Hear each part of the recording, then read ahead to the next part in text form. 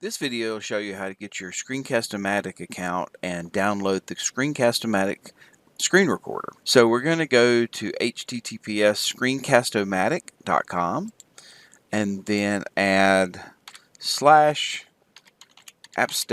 to the end of that, and then it will ask you to do your shibboleth login. Once we've done our shibboleth login, you will see here under the My Videos, your ASU account will show up.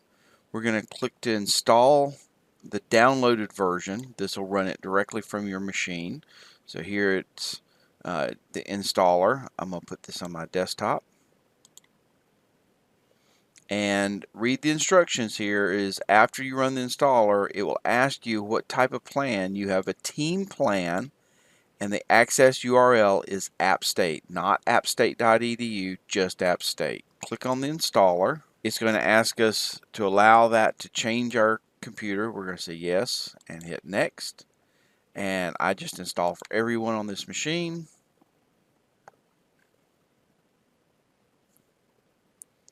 And we're going to start Screencast-o-matic for this first time. And we come up with this little screen, the Screencast-o-matic. I have a team plan and AppState.